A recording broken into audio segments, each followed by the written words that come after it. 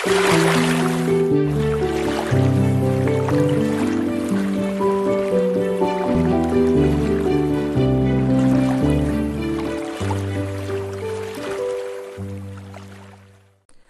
বন্ধুরা, welcome to another episode of Rahul's world.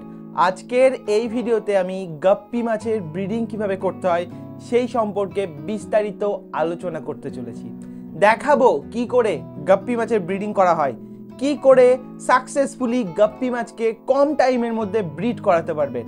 তার আগে, ব্রিডিং শুরু করার আগে, দেখানোর আগে আপনাদের কিছু প্রশ্নের উত্তর আমি আজকে এই ভিডিওতে দিয়ে দেবো।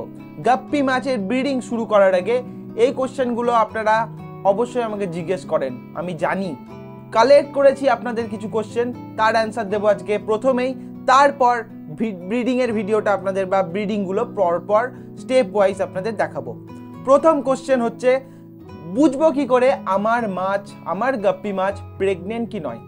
প্রথমেই বলি, গাপ্পি মাছের প্রেগনেন্ট কি নয় সেটা বোঝার জন্য সবথেকে আগে যেটা দেখা দরকার সেটা হচ্ছে তার অ্যাপিয়ারেন্স। সে কীরকম দেখতে, কেমন দেখতে। তার যদি গাপ্পি মাছ প্রেগনেন্ট হয়, পেটটা হবে মোটা, ফুলে থাকবে। এবার বাচ্চা কখন দেবে সেই জিনিসটা কখন বুঝবো। পেটের তলায় ভালোভাবে অবজার্ভ করলে বোঝা যায় একটা কালো ধরনের স্পট দেখা যায়, যেই স্পটটাকে বলা হয় গ্রাভাই স্পট। এই স্পটটা ডিটারমাইন করে আপনার মাছ রেডি না রেডি নয়। আমি আজকে যে টেকনিকটা দেখাবো, আপনার মাছের বাচ্চা যদি মাছের পেটের মধ্যে যদি বাচ্চা থাকে তাহলেই হবে এই টেকনিকটা আপনি যদি অ্যাপ্লাই করেন বাচ্চা দিয়ে দেবে। গ্রাভাইট স্পট না থাকলেও বাচ্চা দেবে। টেকনিকটা এতটাই এফেক্টিভ, সহজে, খুব সহজ, যে হাইফাই কিছু নয়। তো এইভাবে আপনারা করতে পারবেন। নেক্সট আপনাদের সেকেন্ড কোশ্চেন থাকে, গাপ্পি ব্রিডিং এর সময় মেল ফিমেলকে কি একসাথে রাখতে হয়? সেটার অ্যান্সার আপনারা ভিডিওতে পাবেন, দেখতে পাবেন। আগেই বলে দিই, গাপ্পিকে শুধু ফিমেল রাখলেই হয়, মেল রাখার প্রয়োজন নেই। নেক্সট হচ্ছে, ট্যাঙ্কের টেম্পারেচার কত রাখবো। ট্যাঙ্কের টেম্পারেচার এফেক্টিভ হয়, সব থেকে ভালো হয় গাপ্পি ব্রিডিং এর জন্য, সেটা হচ্ছে 30 ডিগ্রি সেন্টিগ্রেড বা 32 ডিগ্রি সেন্টিগ্রেড। ডাইরেক্ট সানলাইট দিন, টেম্পারেচারটা চলে আসবে। আরও কি কি জিনিস লাগে, তার সাথে সাথে আরও কিছু প্যারামিটার যেগুলো আপনাদের কিন্তু জানতে হবে।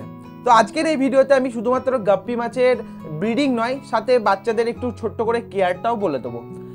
অলরেডি ডিটেল যারা কেয়ার, ডিটেল পাবেন না, শুধুমাত্র ছোট্ট করে বলে দেবো। ডিটেল যারা কেয়ার জানতে চান তারা আরেকটা ডেডিকেটেড ভিডিও বানানো আছে গাপ্পি মাছের বাচ্চাদের কিভাবে যত্ন করতে হয় সেই সম্পর্কে, সেটা দেখবেন, আপনারা জেনে যাবেন। তো আজকে চলুন তাহলে এবার গাপ্পি মাছের ব্রিডিং কিভাবে শুরু করতে হয় সেটা আপনাদের দেখাবো, এবং তারপর পরপর স্টেপ, একের পর এক কি করতে হয়, প্রথম স্টেপ কি করব, তারপরে স্টেপ কি করব, তারপরে স্টেপ কি করব, সব কিছু আপনারা এই ভিডিওতে দেখতে পাবেন। ভিডিওটিকে একটা লাইক করে দিন, নতুন হলে সাবস্ক্রাইব করে নিন। চলুন এবার গাপ্পি মাছের ব্রিডিং এর কাছে যাওয়া যাক। এই হচ্ছে আমার গাপ্পির সেটআপ, এবং এখান থেকে আমি একটা ফিমেল গাপ্পিকে, প্রেগনেন্ট ফিমেল গাপ্পিকে আলাদা করে রেখেছিলাম। এবার এটাকে আমি আমার একটা ছোট্ট জায়গায় নিয়ে নেব, যাতে আমি এটাকে সেটআপে ট্রান্সফার করতে পারি। এটাকে আলাদা করে রাখার কারণ এটা হচ্ছে, আমাকে আবার পরে যেন না খুঁজতে হয়, সেজন্য আলাদা করে এটাকে তুলে রেখে দিয়েছিলাম। কোনো মেল গাপ্পি নেব না, জাস্ট একটা ফিমেল গাপ্পি, আর কিচ্ছু নয়। এটা হচ্ছে একটা বেসিক সেটআপ, এখনও রেডি নয় এই সেটআপটা। দু ধরনের সেটআপ করে আপনাদের দেখাবো। এই সেটআপটা হচ্ছে একটা নর্মাল সেটআপ, যেখানে স্ট্রেস জেনারেট করিয়ে ব্রিডিং করানো যায়। আমি এখানে একটা ঝুড়ি ব্যবহার করব, ঝুড়ির মধ্যে গাপ্পিটাকে রাখবো, যাতে যখন গাপ্পিগুলো বাচ্চা দেবে ঝুড়ি বেয়ে বা ঝুড়ি থেকে যে ছোট ছোট ছিদ্রগুলো আছে সেই ছিদ্রগুলোর দ্বারা বাচ্চাগুলো বেরিয়ে যেতে পারে। তাতে কি হবে, বাচ্চাগুলোকে গাপ্পি খেতে পারবে না। গাপ্পি কিন্তু নিজের বাচ্চাকে খেয়ে ফেলে। কেন খায় সেই সম্পর্কে বিস্তারিত চ্যানেলে ভিডিও আপনারা আছে, দেখতে পাবেন, ডিসক্রিপশনটা একবার চেক করে নেবেন। তো তার থেকে প্রতিকারের উপায়ও ওখানে বলা আছে। তো এখানে আপনারা দেখতে পাচ্ছেন এইরকমভাবে একটা সেটআপ করা যেতে পারে। এটা 1 নম্বর। আরও 1 নম্বর আর এক ধরনের সেটআপ আছে, যেটা আপনারা আগে দেখবেন। এখানে একটা ইট দিয়ে দেবো। ইটটা কি করবে, এই যে ঝুড়িটাকে একটু হাইট দেবে, যাতে কি হবে, গাপ্পিটা জাম্প করে নর্মাল যে ঝুড়ির ব্যারিয়ারের বাইরে বেরিয়ে আসতে পারবে না। তো একটা ইজি ওয়ে। এবার এখানে আমি ঢাকা দিয়ে দেবো, নর্মাল একটা নেট দিয়ে দেবো, যাতে উপর থেকে কোনো পাতা টাতা গাছের জিনিসপত্র না পড়ে, সেই সব জিনিসগুলো জাস্ট করে দেবো। এবার এইভাবে ডাইরেক্ট সানলাইট দেবো, তাহলেই হবে, গাপ্পি কিন্তু বাচ্চা দিয়ে দেবে। এটা হচ্ছে একটা প্রথম টেকনিক। এই পর বা এই সেটআপের পরই এটাকে আরও ভালোভাবে মডিফাই করার জন্য আমি আরও একটা জিনিস করেছি, সেটা আপনাদের চলুন এবার দেখানো যাক।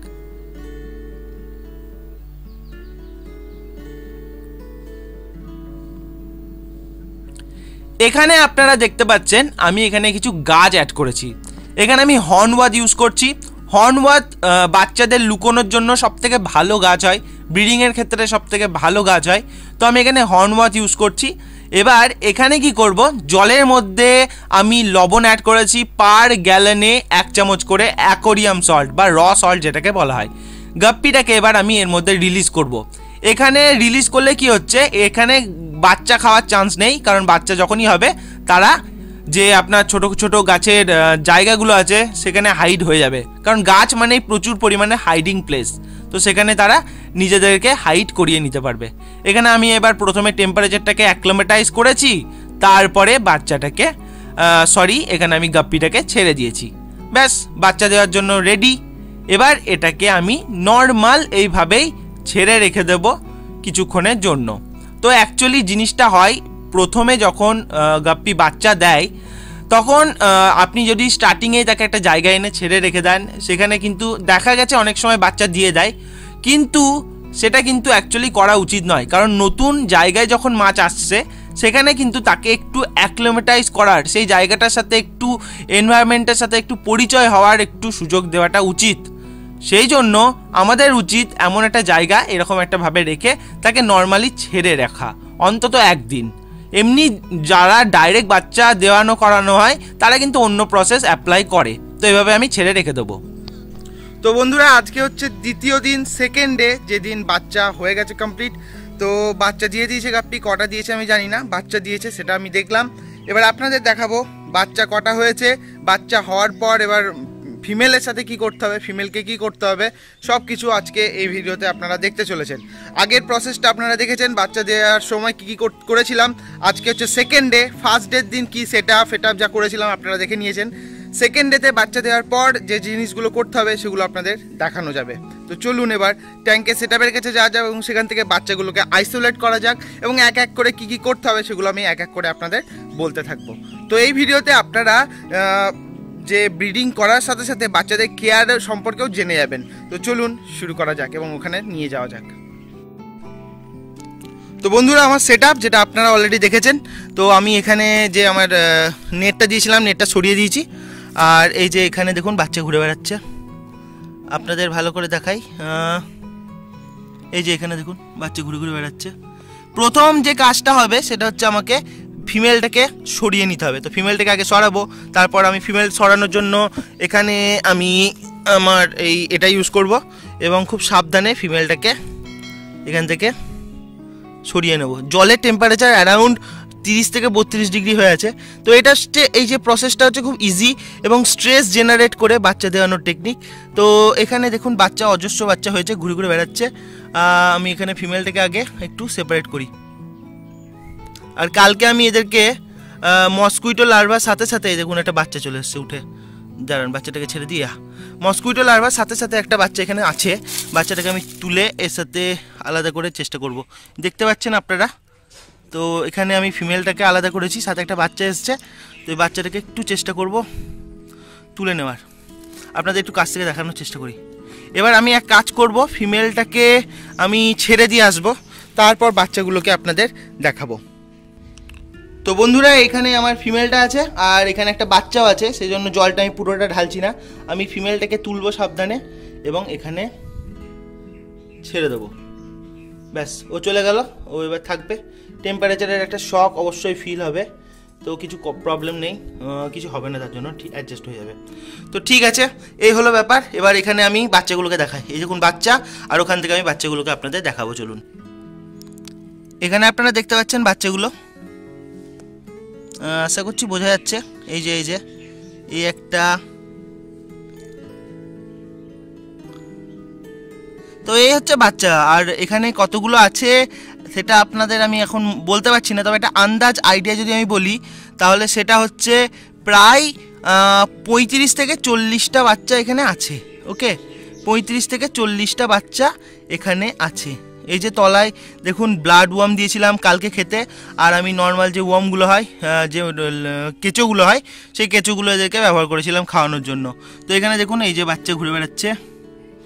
তো এখানে আমি এই সেটআপটাকে এখানেই রাখবো, কন্টিনিউ করব। বাচ্চাগুলোকে কেবল আমি আর একটা জায়গায় ট্রান্সফার করে দেবো, কিন্তু বাচ্চাগুলোকে ট্রান্সফার করার আগে ওই ট্যাঙ্কের মধ্যে থাকা যে মাছগুলো সেগুলোকে আমাকে সরিয়ে ফেলতে হবে। তো বাচ্চাগুলো এই যে আমি এই গাছগুলোকে সরালে বাচ্চাগুলোকে ভালোভাবে দেখা যাবে। তো আমি যেহেতু এখানে গাছ দিয়েছিলাম সেহেতু বাচ্চা বিশেষ খেতে পারেনি বা খায়নি আমার যা মনে হচ্ছে। তো সুবিধা এটাই, আর গাছ দেওয়ার অ্যাডভান্টেজ এটাই যে বাচ্চা খুব তাড়াতাড়ি হয়ে যায়, যেটা আপনারা কিন্তু এখানে দেখতে পাচ্ছেন। এবং আমি যেটা কি করব, আমি এই সেটআপের মধ্যেই কেবল আমাকে সেটআপ মানে বলতে গেলে জলটা চেঞ্জ করতেই হবে, কারণ বাচ্চাগুলোকে আমি এক এক করে ধরে ওই ট্যাঙ্কের মধ্যে ট্রান্সফার করব, তো জলটা চেঞ্জ করতেই হবে। সেই জন্য আমি আপাতত যেটা কি করব সেটা হচ্ছে যে এই বাচ্চাগুলোকে আমি আমার আরেকটা ট্যাঙ্ক আছে ওখানে ট্রান্সফার করব, তারপর আবার আরেকটা ব্রিডিং সেটআপ এখানে বসাবো। সেগুলো হয়তো কালকে বা পরশু দিন তারা বাচ্চা দিয়ে দেবে। তো আমার এখানে যা অ্যামাউন্টে বাচ্চা হয়েছে আর মনে হচ্ছে আমাকে আর কেনার দরকার নেই। আমি ভেবেছিলাম এরপরে আমাকে গাপ্পি কিনবো, আর মনে হচ্ছে কেনার দরকার নেই। এখানে যা দেখে মনে হচ্ছে বাচ্চার সংখ্যা প্রায় 35 থেকে 40 প্লাস, অর্থাৎ 50ও হতে পারে। তো আমার কাছে এই মুহূর্তে বাচ্চা আছে। তো এটা একদিনের, আজকে বাচ্চা দেবে, আরও দুটো কি 3টে ফিমেল এখনও আছে যারা প্রেগনেন্ট, সেখান থেকেও এক এক করে তারা আরেক সপ্তাহ পরের সপ্তাহ করে এরকমভাবে মোটামুটি আমি এই সপ্তাহের মধ্যে কম করে 300 থেকে 350টা বাচ্চা পেয়ে যাব। তো সেগুলোকে আমাকে সাবধানে জাস্ট কেয়ার করতে হবে। কেয়ার করাটা খুব ইজি, আমি অলরেডি ভিডিও বানিয়েছি কেয়ার নিয়ে, তাও এই ভিডিওতেও আমি কেয়ার সম্পর্কে বলে দেবো। ওকে, তো আপাতত বাচ্চাগুলোকে এবার আমি আইসোলেট করব এবং ওই ট্যাঙ্কের মধ্যে ছাড়বো। কিন্তু ওই ট্যাঙ্কে ছাড়ার আগে আরও কিছু কাজ আছে যেগুলো আমি করব, সেগুলো আপনাদের দেখাবো। চলুন। বাচ্চাগুলোর কেয়ার করার জন্য আমি এখানে দুটো জিনিস করতে পারি। এক হচ্ছে আমি এখানে রাখতে পারি বাচ্চাগুলোকে রাখার জন্য, আর একটা হচ্ছে তাড়াতাড়ি আরও ফাস্ট গ্রোথ করার জন্য বাচ্চাগুলোকে আমি এখানে ট্রান্সফার করতে পারি। এখন ভাবছি আমি কি করব। প্রথমে আমার মনে হচ্ছে এখানে ট্রান্সফার করাটাই ভালো, তাতে গ্রোথটা ফাস্ট হবে। কিন্তু এখানে ট্রান্সফার করতে গেলে এখানে কিছু মলি আছে, কয়েকটা মলি আছে, সেই মলিগুলোকে আমাকে সরিয়ে ফেলতে হবে। তো এই যে দেখতে পাচ্ছেন কিছু মলি, এই মলিগুলোকে সরিয়ে আমাকে এখানে ট্রান্সফার করতে হবে। তাতে কী হবে, মলিগুলো বাচ্চাগুলোকে খাবে না। ঠিক আছে, তো আপাতত এগুলো করে ফেলি, তারপর বাচ্চাগুলোকে এখানে ট্রান্সফার করব। এবং বন্ধুরা এই হচ্ছে বাচ্চাগুলো। তো এখানে অ্যারাউন্ড কতগুলো আছে আপনারা মোটামুটি একটা আইডিয়া করে বুঝে নিন, গোনা সম্ভব না, অনেক ছোটো ছোটো বাচ্চা আছে। তো আমি এখানে দুটো জায়গা রেডি করেছি। এক এটা যেখানে ডাফনিয়া অলরেডি উপস্থিত আছে, এদের এই টাইমে ডাফনিয়া খাওয়ানোটাই বেস্ট। আর যে ডিটেলে যদি আপনি এদের বাচ্চাদের কেয়ার সম্পর্কে জানতে চান, যদিও এই ভিডিওতে আপনারা জেনে যাবেন, তাও বলবো যদি ডিটেল জানতে চান, শুধুমাত্র ডেডিকেটেড ভিডিও চান, অলরেডি বানানো আছে, ভিডিওটা দেখে নেবেন, অলরেডি আপনারা জেনে যাবেন। তো এখানে কিছু মাছ আছে, সেই মাছগুলোকে আমি সরিয়ে পরে এখানে আমি আমার বাচ্চাগুলোকে ট্রান্সফার করব, কারণ এটা একটা সেটের বাচ্চা।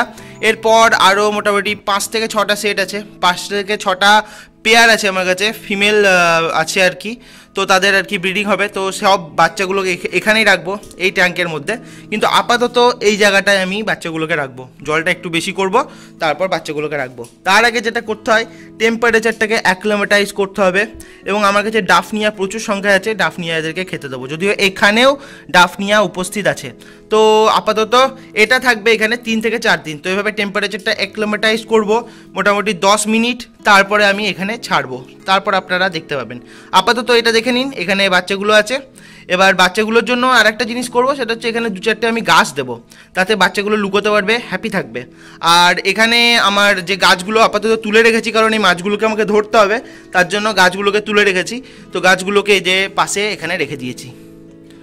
তো এখানে ছাড়ার পর বাচ্চাগুলোকে নর্মাল থাকবে, যেটা আপনারা পরের ভিডিওতে দেখবেন।